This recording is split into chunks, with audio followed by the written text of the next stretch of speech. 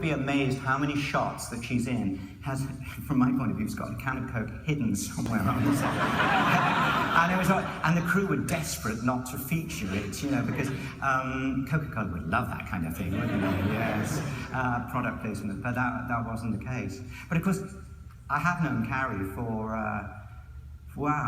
she came into filming a few weeks after Mark and I had started, and of course the hologram, we did the hologram before she was there, so the first thing we knew about Princess Leia was nothing, because we were all staring at the table going, who is she? She's so beautiful.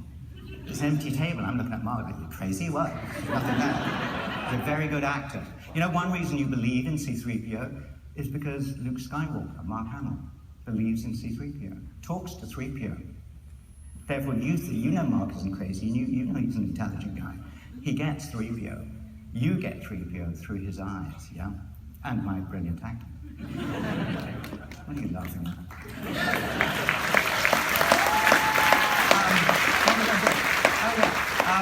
So there we are, we do the whole thing, and the truly memorable, really memorable thing I remember, more memorable, was the day in a big set, X-Wing fighter down there, which Luke Skywalker just nuked the Death Star. And Carrie and I had to run from the back of the set, quite a long way, right across to congratulate him and all that. And as we ran, I could hear, she started making funny sounds, and I kind of turned around a bit, and she is now laughing, and you must have heard this, clutching her boobs. Because as she ran, they took on a life of... I know you know the feeling.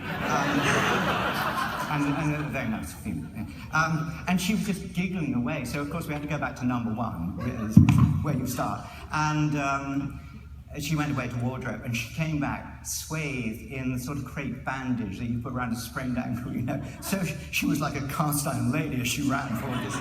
Nothing moved.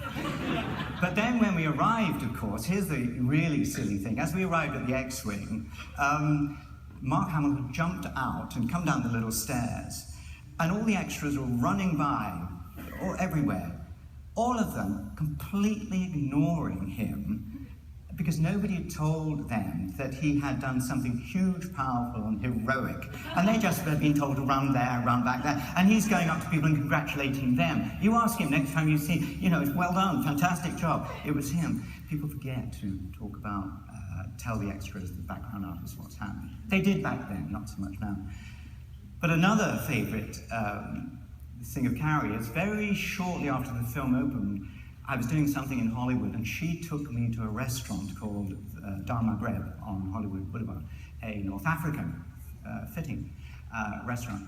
And we had a great meal, and the maitre d', this big guy in a kind of Tunisian outfit, whatever, ran the place, and he was English, and he said, Ms. Fisher, I really, really loved that film, and he went on at some length about what a brilliant film, and we were both sort of slightly glowing, and I was waiting for Carrie to say, and this, he said, there's only two things I didn't like in that film. Those two bloody robots. I think Carrie doubled his tip. And the last memory, maybe I'm going on about Carrie, but yes, we were all really shocked.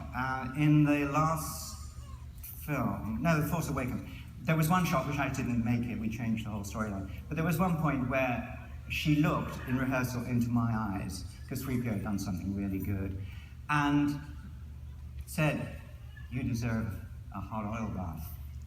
And the look in her eyes was so loving and so whatever, and again when I was dressed up as 3PO, and I looked into those eyes, and she looked into mine, and it was really touching, and that's the memory I keep with her. We all miss her. The magic of the movies is you will see her as you've never seen her before. And the other day when I was putting my voice back on, I had completely forgotten what we'd shot, and suddenly in the footage that I'm watching, there she is, living forever. That's movies for you.